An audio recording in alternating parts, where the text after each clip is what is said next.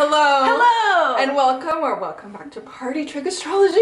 I'm Nina. I'm Shaina. And this is your Gemini Rising. What is this? This is a Cancer I know. Like the hands? But it's like, yeah, I was trying to be like, how, they're like, You're a Gemini Rising. This is like gathering information is what I was thinking. They gather it with their nose. I know they do. They're like, I don't know what the fuck.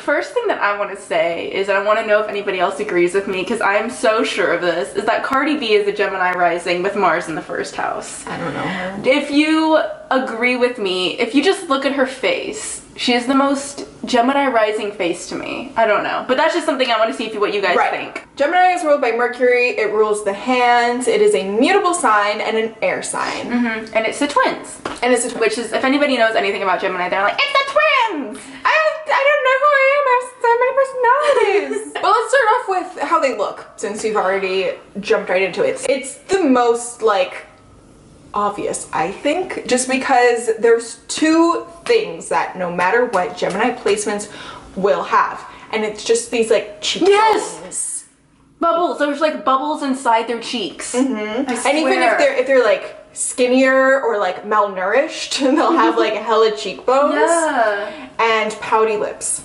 Mm-hmm. And they also have a very, like, I don't know, it's not like oval like a Pisces, but it's like they have They have a heart-shaped face. Okay, it's like this certain face shape with the like Marilyn protruding chin. Monroe, you know, heart-shaped face. And something that I realized, I was looking up other, because when I was like, Cardi B's got to be a Gemini rising, because her face looks like it's full of like little bubbles, like a Gemini, and it's so, I don't know. And I was looking up, because Amy Winehouse also is a Gemini rising. She has such a similar kind of bubbly face. I don't know how to describe it other than bubbly, but I was looking at everybody else's Gemini rising, and so many people that are like famous actors or in the spotlight or singers and stuff. My thought was always they either have gotten plastic surgery or they look like they have plastic surgery. Like Lindsay Lohan, Lady Gaga, even Amy Winehouse kind of looks like it. Mick Jagger, like I think he's even gotten plastic. I don't know, but all these people, aren't you just like, have they? I feel like maybe, but they kind of, I don't know. Like, I don't know. Yeah. And then I thought about it and I was like, it's because they're fake. Wow. Yeah, oh right? my god. Okay. Now, disclaimer. Gemini risings are not fake because that's who they are. They're real, you know? That's their real. I mean, what they I like are. them. I have no issues. But what makes them sometimes come across as fake is that very two-faced twin thing that they possess. Because they're an air sign and they're very social, or maybe they could not be very social depending on, you know, the rest of their chart. Well, what I would like to say about Gemini risings is we know a few Gemini risings that have like a more introverted planetary placement, not left side, and they always come across social, even though they're not. They'll seem as though they are and try to put on the face that they are social. You know what I mean? It's a very extroverted rising sign. So even if they have more introverted rest of their chart placements, planetary placements, they want to seem social, or it's just their natural inclination to seem social. And air sign is all about communication, and it's kind of, Gemini is a very people sign. It's a very information gathering sign. And because air is very social, Gemini risings or Gemini placements can pick up a lot on people, and there's kind of a people pleaser in them. So that's where the two-facedness or fakeness comes about, because they can really switch their opinion, the way that they want to go, depending on who they're around, and they can just amp up a certain aspect of themselves in one case or another. Like Gemini Marses, they can flip-flop from one argument to another to like, There's this channel on YouTube called Cut, and they do like lineups where it's like bartenders guess who's under 21, who's over 21. That's cool. Or like people guess who's Muslim. And then the most recent one, I think, is people guess people's astrological signs. And there was one professional astrologer doing the guessing out of like the three. And they were talking about it afterwards, and the Gemini came up and she was like, blah, blah, blah. She probably had like an Aries rising or a Capricorn something in her because there was so much cardinal energy and oh my god, she had like some Aries in her. She would like say something and then he'd be like, oh, blah, blah, blah, and then she'd flip-flop to the other side. It's just like, they're so well versed in like the flip and the flop. They're not like Libra that wants to keep it all balanced and like, don't flip, don't flop. They are like, just flip, flop, you want flip? I'll give you flip. You want flop? I'll give you flop. Yeah. Because they're so well versed in like everything around them in their community and information that is local or just like the little things that matter. Yeah. That they can like pick up on anything and speak up about anything because like I'm gonna quote this Gemini forever for the rest of my life because it was the most Gemini Aquarius rising thing to say. She was like, the key to appearing smart is to know a lot about one thing and a little about everything else. And like, is there something more Gemini than there'll never that? be. No. And because of this kind of flipping, flopping social thing, Gemini risings are strange, like manipulative, but not in the way that you think like Scorpio manipulative. They're not that conniving, but it's just that they know how to manipulate social situations to go their way or to be seen as a certain way, and they're very good with the immediate groups. Okay, think of another example that I don't know if this girl had a Gemini rising, but she was just, I don't know, I was like catapulted with the thought that she had a Gemini rising.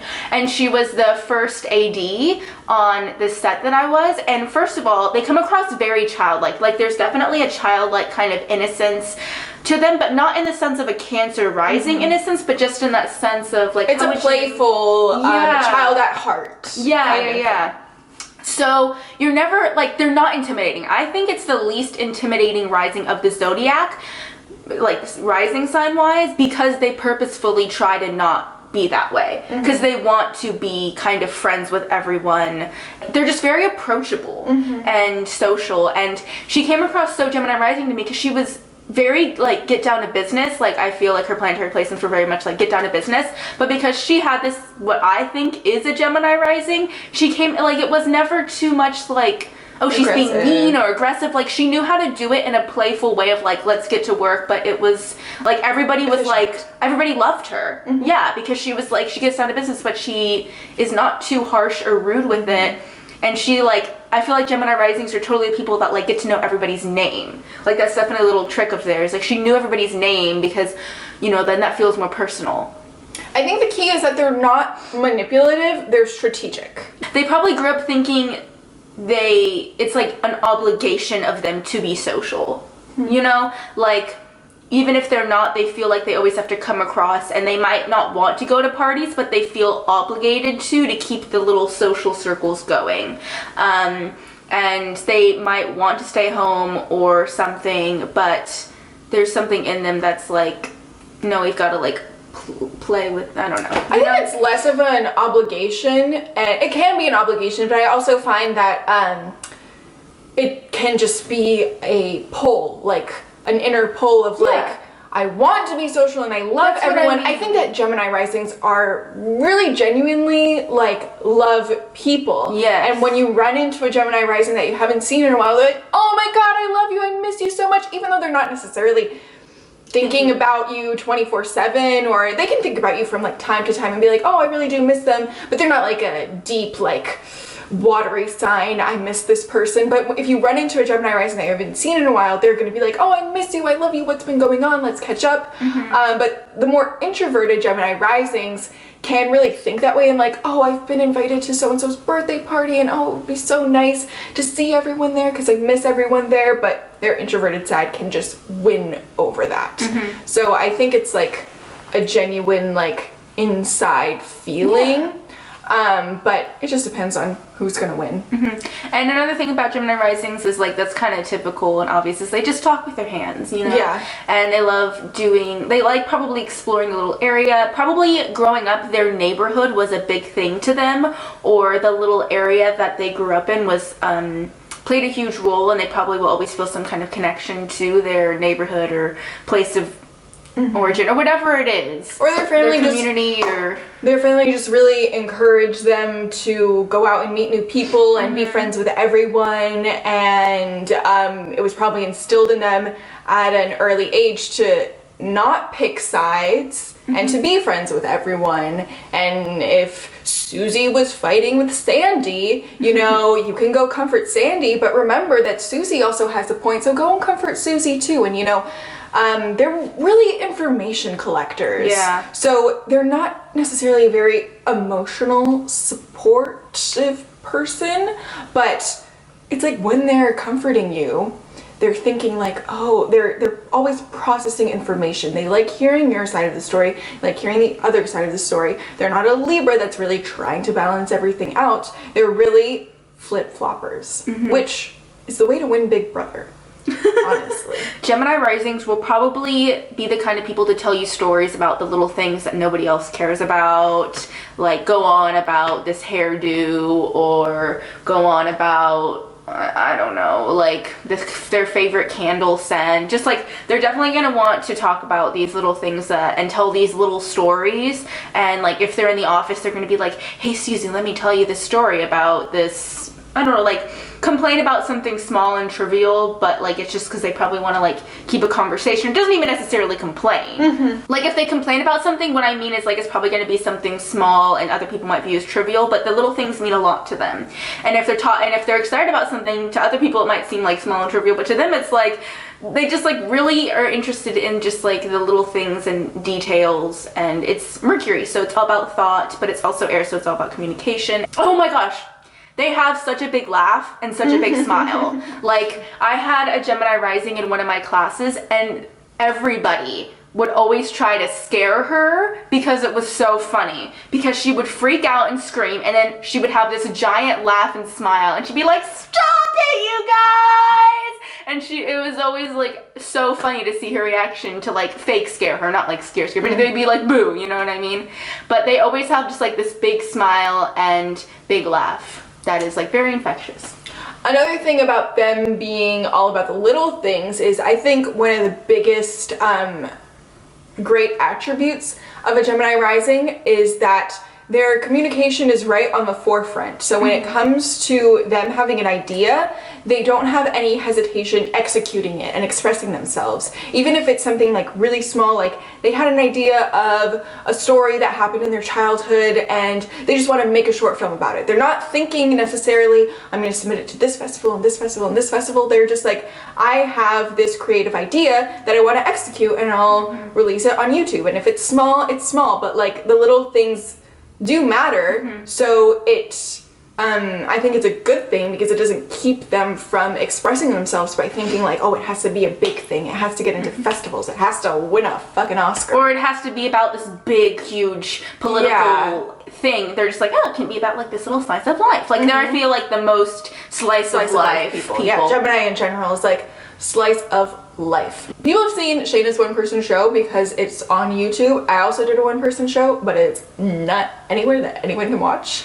But we were in different sections, and there was a lot of Gemini influence in my section. There was a lot of Gemini, and there was a lot of Sag, and there was basically two groups of like what things fit into, and that was I Want to Save the World Sag people who were making one-person shows about like this is what is important to the core of who I am, and there was a lot of slice of life shows. Like, yeah, the Gemini rising in my class was slice of life. Because I can think of one Gemini rising in that section that picked a very heavy topic that was from her life, and she's actually a Sag, so it was about like what she wholeheartedly believed into the core. It was about her nonprofit, but it was something that a lot of people would have really been scared off from sharing because it was so personal. Nothing stopped her. She was like, this is a slice of my life that I want to tell that is important to me to the core because I'm a Sagittarius, but I'm a Gemini rising. There was a lot of just like Gemini rising things like, this is a story of a tattoo that I have on me that I want to share, and it speaks to my inner core and what this story means to me. And this is a song that makes me feel a certain way that I just want to sing and dance to at this one point in my show. because it's what it means to the deep core of me. So speaking of Gemini Sagittarius oppositions, if you're a Gemini rising, your 7th house or descendant is ruled by Sagittarius. The 7th house is the house of partnerships and your shadow side, your other half. So it's everyone that you are in deep partnerships with. It is everything that you don't see in yourself unless other people that you're in close relationships with bring to your forefront. And it points a lot to marriage and relationships. So you definitely see everybody else as these kind of big-minded, broad people. Sagittarius is very worldly in an expansive way, and Gemini is very worldly in a like here and now kind of way. Yeah. So you maybe see everybody else as too broad and too like big picture, and you're like, yeah, but you need to focus on the here and now.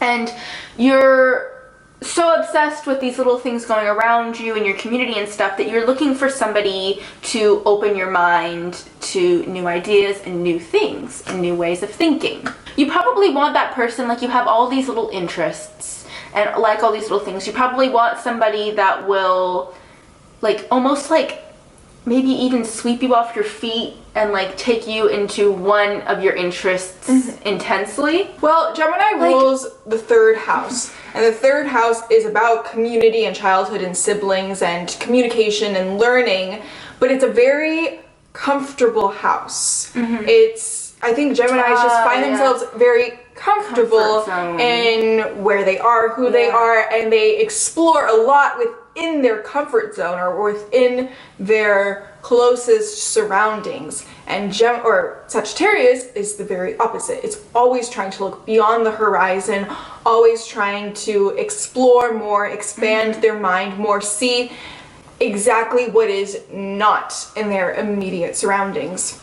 So as a Gemini, you're resistant to getting out, or a Gemini rising, or I don't know, whatever.